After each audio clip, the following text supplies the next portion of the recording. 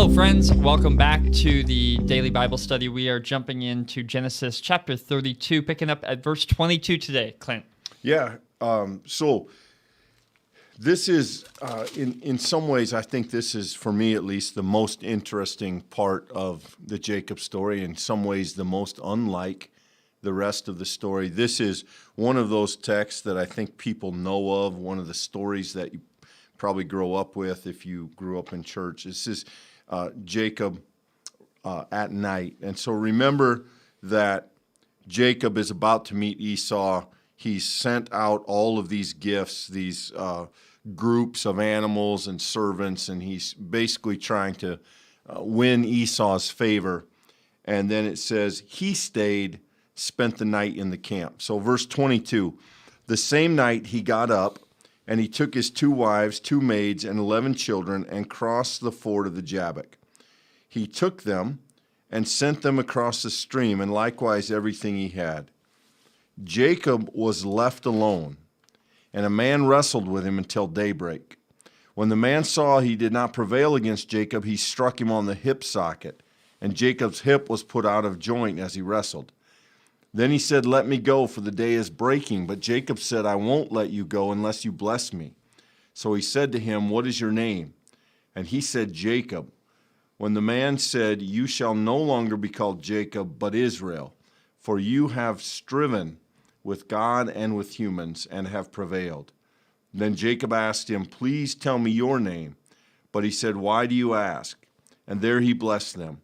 So Jacob called the place Peniel, saying, for I have seen God face to face and yet lived. The sun rose up on him, and he passed Peniel, limping because of his hip. Therefore, to this day, the Israelites do not eat the thigh muscle that is on the hip socket, because he struck Jacob on the hip socket of the thigh muscle. So this is one of the strangest transitions of a story. Jacob is there in the night, and a man attacks him, and it's very possible that it's told that way to try and give the reader some sense of the suddenness of it, the surprise of it. We don't see this coming, nor evidently did Jacob, and this unnamed man attacks him, and you have to think that perhaps Jacob would have assumed this is Esau. I mean, if he were going to be grabbed in the middle of the night by a man, he might suspect that it's his brother. But it is an unexpected development in the story, and the contest between them becomes a kind of backdrop, not only for this story, but I think in some ways, Michael, for Jacob's life. Yeah, right. So the thing that makes this story so interesting is its ambiguity. The things that are happening here are framed in some very strange ways, like Jacob going across the river, but then being by himself, and then this individual, which is best translated as a human, potentially, but it could also mean deity. There's question in the original language, and so there's some big question marks on who is this individual that he's meeting with, and then you have this idea of wrestling, and then you have some word plays that happen. There are some texts that seem strange in English because translators are trying to translate the original sort of culture and some of those things that may be behind the scenes that we just don't take for granted. This text is strange because it's strange, because when you read it in the original language, it's not clear, it's ambiguous on purpose. The stuff is not fleshed out here, and it is partly because of that, Clint. I really honestly believe it's partly because of that this has so much interesting draw power for us, because we come to a text like this, and it's a transformational text. The Jacob who begins this story is not the same as the different named Jacob at the end. And I think that's a really interesting sort of transition in the text. Yeah, there's a lot about this that I do think has some ties, some resonance with other parts of the story.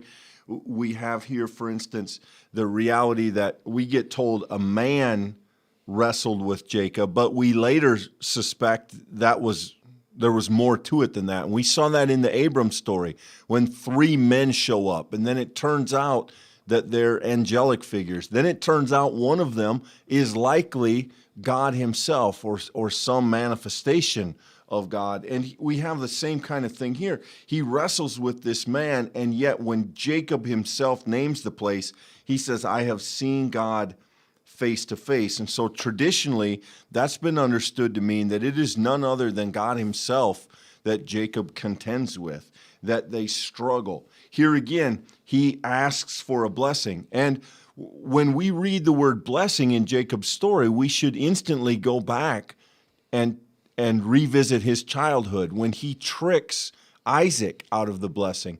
Here, there's no trickery involved. Through his own strength, he holds on to this man and will not release him. And says, I will not let you go until you bless me. So this is a blessing that is earned physically, that is fought for, and that is deserved. And he gets this blessing because he conquers. And a lot of interpreters, and I'm one of them, I tend to agree with this version of it, think that that's the story telling us something about Jacob, that Jacob is shifting as a character. We have seen a man who survives on his wits, who takes advantages of others, who runs away from trouble. And what happens to him here? He's confronted, he fights, and he's wounded. And the one thing we're told about the wound is that he limps. He's hobbled in a way. And what does that take away? That takes away running.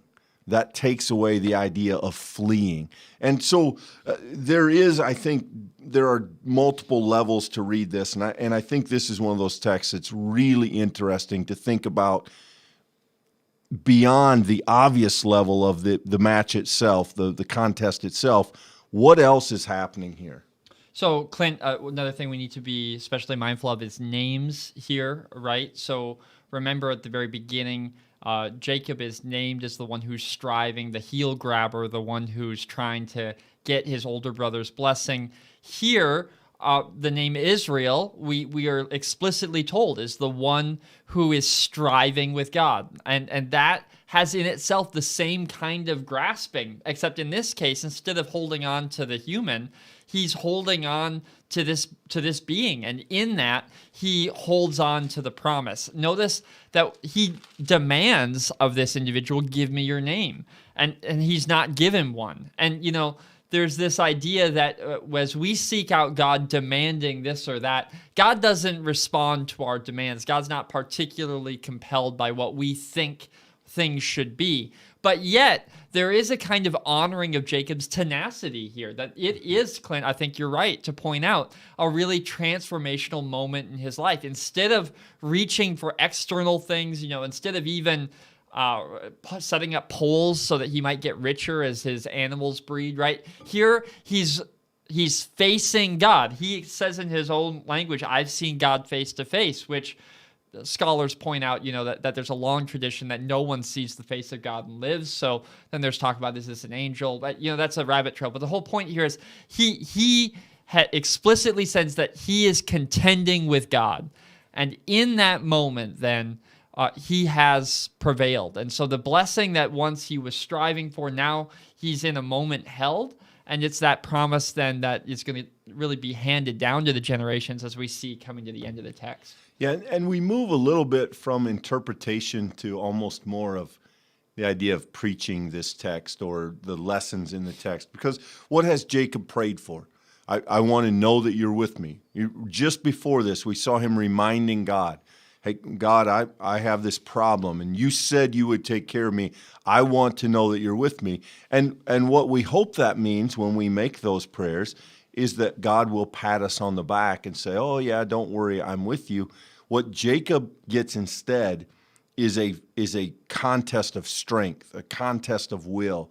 What Jacob gets instead is a victory that brings him a wound. And that's a difficult concept. Some of the things we limp away from are, in fact, the things that make us the strongest.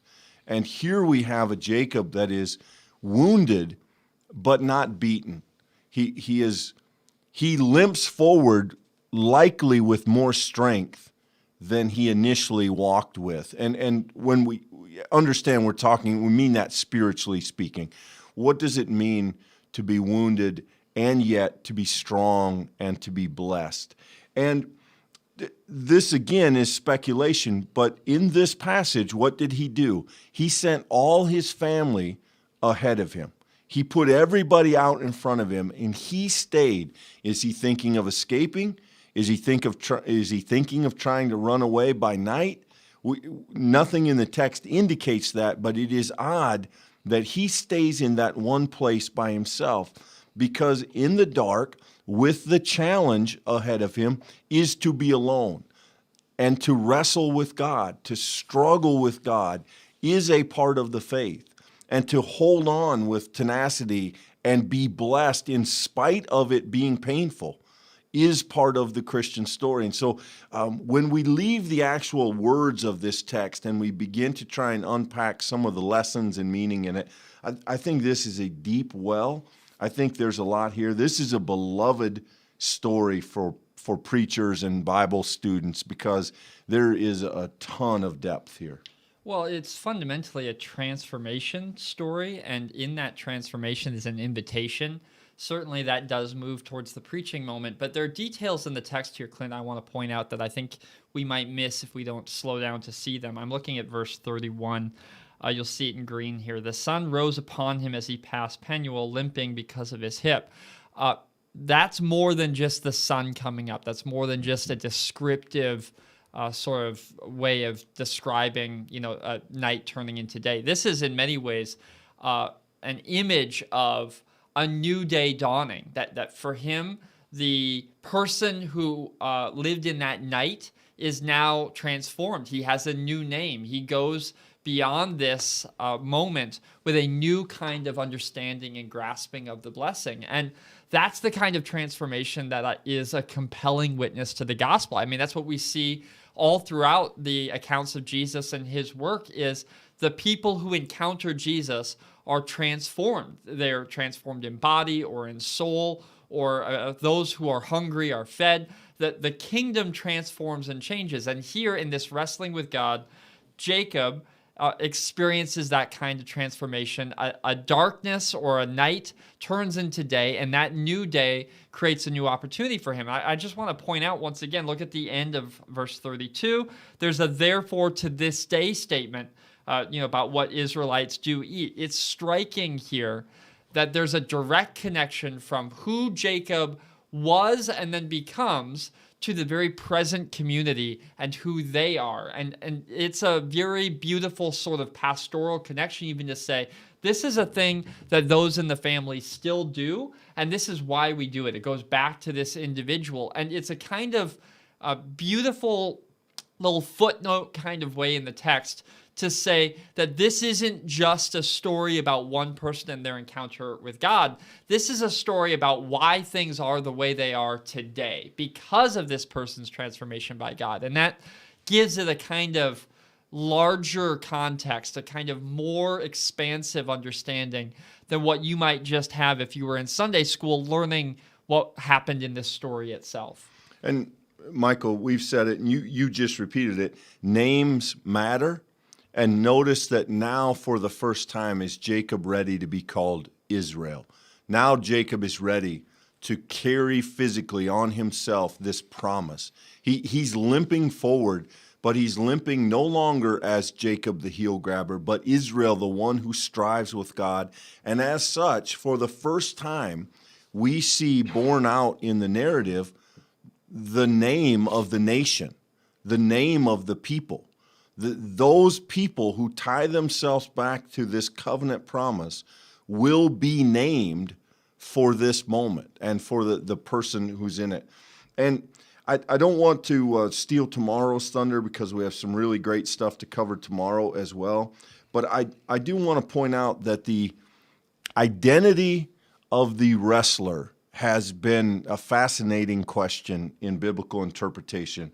And when Jacob meets Esau, we will talk about this tomorrow, but he says an interesting thing to him. He says, to see your face is like seeing the face of God. And there are those who think that he's alluding to Esau being the one he wrestles with, that there's a sense in which he's saying, seeing you is like seeing God, because he says, I've seen the face of God. So I bring that up only to say that it is very interesting that the Scripture doesn't tell us the identity. The question we perhaps most want to know in this text, who is this and why are they there wrestling with him? Historically, we've thought God fits the bill and is an answer, but the text never says that. And I think perhaps the reason it doesn't is because the point is not the identity of the opponent. It doesn't matter who the opponent is. Jacob has succeeded. Jacob has overcome. And because Jacob has striven with God, he is now ready to face Esau. He is now better equipped. What is the challenge of earthly life as opposed to this spiritual battle that he's been in? And I think we'll see that play itself out tomorrow. The text tells us a couple of very interesting things. I think we learn a lot in tomorrow's text. This is a wonderful story, and the way that it is finished is really incredible. And so I hope you can be with us again tomorrow. I think maybe the only final note here is I think one of the reasons that this text is so compelling is because it does present for us, even hopefully, this idea that there are moments of life where transformation is possible. I think a lot of us do walk along the path of life and sometimes feel like we're stuck in a rut, that things are the way that they are. And Jacob, if you'll notice, has now gone through several seasons where he's had transformational moments. We have that moment where he sees the ladder, right? And that becomes for him a transformational moment from his family of origin to what becomes his new family. And now we have this transitional moment as he goes from Laban and his time there, and he encounters Esau. As you say, Clint, I think it's striking and notable that this person is changing and transforming. His character is in motion. And for anyone who gets stuck and feels like change is hard, know that this character does in many ways represent what happens when we come face to face with a God who mysteriously, even ambiguously, can change things. That this New Testament idea of repentance and change does live even in the character here of Jacob, who becomes Israel. You know, the people of Israel are that way because of a person's transformational encounter with God. And so this is 100% preaching. This isn't interpretation per se, but I think that's part of the good news here. And if that strikes you and if that's helpful for you, I hope it encourages you today. There's no rut that you can be stuck in where God can't make a transformational change. Yeah, and we tend to separate the idea of woundedness from the idea of blessedness.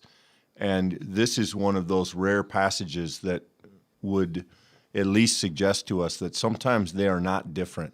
Sometimes our moments of blessing have a cost. We limp from them. They slow us down. They hurt in some sense because they're good for us, because they take our false narratives, because they take our false strength, because they take all the things that we trust instead of trusting the only one we should. And when that happens, I think Jacob is a wonderful patron saint of that. He emerges victorious, but he limps away from the victory. And I think that's a wonderful contradiction in this story that I think we shouldn't miss. And there's more to come. So we look forward to seeing you tomorrow. Until Thanks, then, be blessed. Thanks, everybody.